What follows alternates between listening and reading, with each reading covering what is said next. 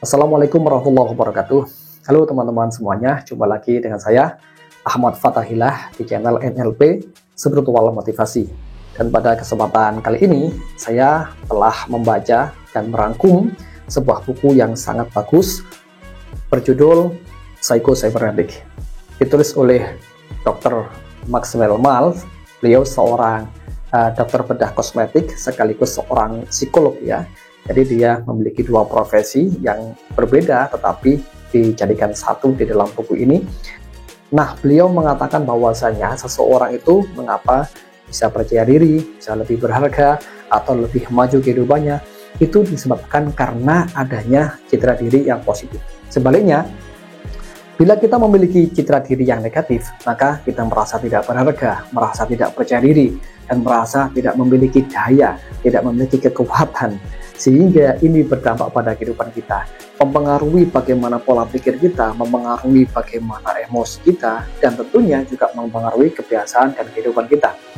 Nah, terus menariknya lagi, di dalam buku ini juga menyampaikan bahwasanya kita sebetulnya memiliki sebuah kekuatan besar yang bisa kita gunakan untuk menciptakan realitas kehidupan kita sendiri seideal mungkin. Dan ternyata kekuatan ini terletak pada pikiran kita. Oke, jadi mari kita bahas, simak terus video ini sampai selesai.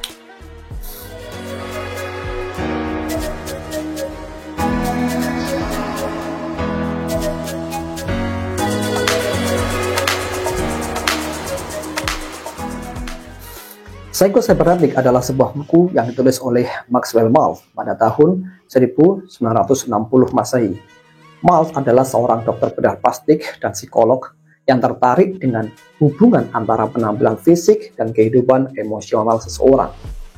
Ia menemukan fakta bahwa banyak pasiennya yang menjalani operasi plastik tidak membawa perasaan bahagia atau tidak menjadikan lebih sukses setelah operasi tersebut.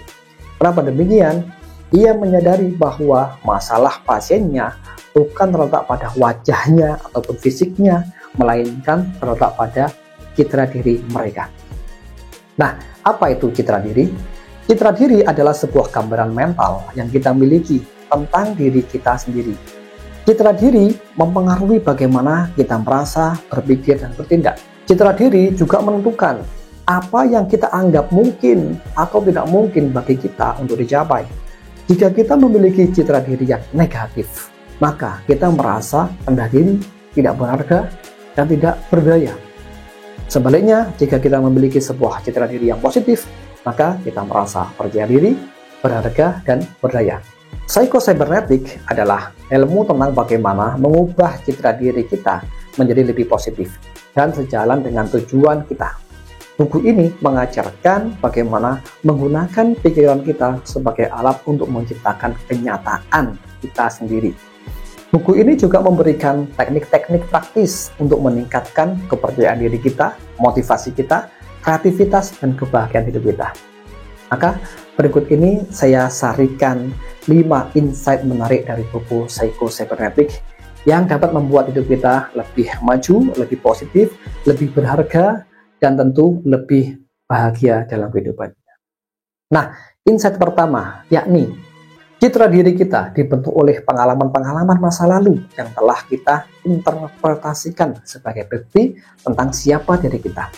Namun, pengalaman-pengalaman ini tidak selalu akurat atau objektif.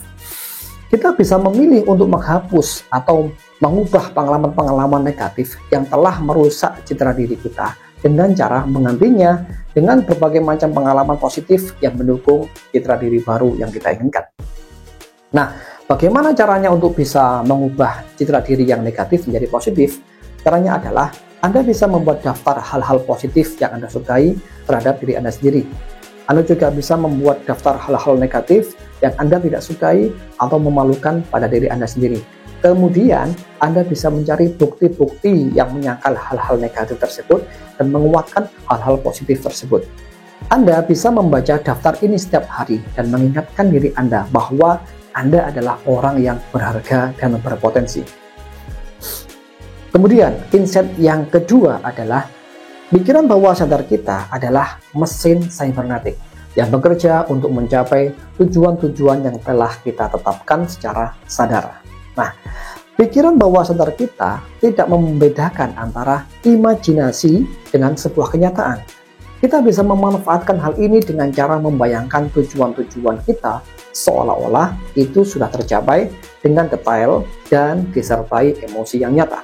Hal ini akan membuat pikiran bawah sadar kita bekerja untuk mewujudkan imajinasi menjadi sebuah kenyataan. Lantas, bagaimana caranya untuk membayangkan tujuan Anda seolah-olah sudah tercapai? Anda bisa membuat gambaran mental yang jelas dan detail tentang tujuan Anda. Anda bisa mulai dengan menulisnya, menggambarnya, atau merekatnya. Anda juga bisa menambahkan emosi-emosi positif yang Anda rasakan untuk bisa mencapai tujuan tersebut, seperti kegembiraan, kebanggaan, atau kepuasan. Anda bisa melihat, membaca, dan mendengarkan gambaran ini setiap hari, serta merasakan emosi-emosi yang positif itu seolah-olah sudah terjadi. Contoh begini, Anda tuliskan di kertas, saya merasa bahagia karena sudah mampu mencapai impian saya, titik-titik, ya. Saya merasa sangat bahagia, sangat bersyukur karena sudah mencapai impian yang terbaik diri saya, yaitu titik-titik. Nah, seperti itu. Kemudian, insight yang ketiga adalah kita bisa meningkatkan keterampilan dan kemampuan kita dengan cara berlatih secara mental. Penelitian telah menunjukkan bahwa berlatih secara mental dapat memberikan hasil yang sama atau bahkan lebih baik daripada berlatih secara fisik. Hal ini karena pikiran bawah sadar kita tidak membedakan antara latihan mental dan latihan fisik. Kita bisa menggunakan teknik ini untuk meningkatkan kinerja kita dalam bidang apapun seperti olahraga, musik, bisnis, ataupun belajar. Untuk berlatih secara mental, Anda bisa memilih keterampilan atau kemampuan yang ingin Anda tingkatkan. Anda bisa menentukan tujuan spesifik yang ingin Anda capai dengan keterampilan atau kemampuan tersebut. Kemudian, Anda bisa membayangkan diri Anda melakukan keterampilan atau kemampuan tersebut dengan sempurna dan berhasil mencapai tujuan tersebut. Anda bisa mengulangi latihan mental ini setiap hari selama beberapa menit dan menggabungkannya dengan latihan fisik jika diperlukan. Kemudian, insight yang nomor 4 adalah untuk mengatasi rasa takut dan kecemasan. Anda bisa mengidentifikasi situasi yang menimbulkan rasa takut dan kecemasan bagi Anda. Anda bisa menulisnya dan mengucapkannya. Kemudian, Anda bisa membayangkan diri Anda menghadapi sebuah situasi tersebut dengan tenang, dengan percaya diri, dan berhasil untuk mengatasinya. Anda bisa mengulangi imajinasi ini setiap hari sampai Anda merasa lebih nyaman dan berani untuk menghadapi segala situasi tersebut secara nyata. Dan menariknya adalah kita bisa mengatasi rasa takut dan kecemasan dengan cara menghadapi mereka secara mental terlebih dahulu. Nah, rasa takut dan kecemasan seringkali disebabkan oleh imajinasi kita tentang hal-hal buruk yang mungkin terjadi. Kita bisa mengurangi atau menghilangkan rasa takut dan kecemasan ini dengan cara membayangkan diri kita menghadapi situasi yang menakutkan tersebut dengan tenang, percaya diri, dan berhasil. Hal ini akan membuat kita merasa lebih siap dan berani untuk menghadapi situasi tersebut secara nyata. Kemudian, insight yang nomor 5 adalah kita bisa meningkatkan kebahagiaan dan kesejahteraan dengan cara bersyukur dan menghargai diri kita sendiri. Banyak orang yang tidak bahagia karena mereka selalu fokus pada hal-hal yang mereka tidak sukai atau yang mereka tidak miliki. Kita bisa mengubah hal ini dengan cara mengucapkan terima kasih atas hal-hal yang sudah kita miliki atau yang sudah kita capai. Kita juga bisa meningkatkan rasa harga diri kita dengan cara memberi pujian dan penghargaan kepada diri kita sendiri atas usaha atau prestasi yang telah kita capai. Lantas, bagaimana sih caranya untuk meningkatkan kebahagiaan dan kesejahteraan ini? Caranya adalah kita bisa membuat daftar hal-hal yang kita syukuri atau kita hargai dalam hidup ini. Kita bisa menuliskannya atau mengucapkannya setiap hari. Kemudian, kita bisa membaca atau mendengarkan daftar ini setiap hari dan merasakan rasa syukur dan penghargaan tersebut. Kita juga bisa membuat daftar hal-hal yang telah kita lakukan atau kita capai dalam hidup kita. Kemudian kita bisa membaca dan mendengarkannya setiap hari ya. Jadi kita baca, kemudian kita rekam sendiri dan kita dengarkan setiap hari, serta memberikan pujian dan mengarahkan kepada diri sendiri atas usaha dan prestasi tersebut. Lantas bagaimana sih caranya untuk meningkatkan kebahagiaan dan kesejahteraan ini? Caranya adalah kita bisa membuat daftar hal-hal apa saja yang harus kita syukuri, yang layak kita syukuri dan layak kita hargai dalam hidup ini ya. Kita bisa menuliskannya atau mengucapkannya.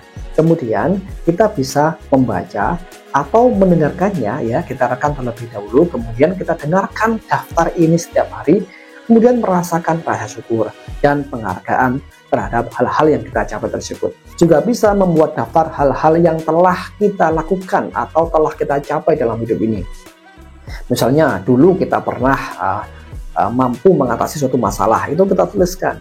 Kemudian kita dulu pernah meraih prestasi yang bagus, pernah juara kelas misalkan, atau pernah menang lomba olimpiade misalkan, itu kita tuliskan. Kemudian kita baca, kita hayati kembali dan kita mensyukuri itu. Dan ini kita lakukan setiap hari, serta kita berikan pujian yang layak kepada diri kita sendiri atas usaha atau prestasi yang telah kita raih tersebut. Nah teman-teman semuanya, itu barusan adalah insight dari buku Psycho Cybernetic ini yang isinya cukup padat sekali ya. Jadi saya rangkum hanya 5 insight saja. Dan teman-teman kalau ingin membaca lebih lengkap, silahkan Anda baca sendiri bukunya ya, banyak di Gramedia atau di toko buku online juga tersedia banyak sekali. Teman-teman bisa membaca lebih lengkap, lebih detail, tapi inti-intinya sudah saya sampaikan barusan ya. Dan semoga bermanfaat apa yang saya sampaikan ini. Terima kasih. Wassalamualaikum warahmatullahi wabarakatuh.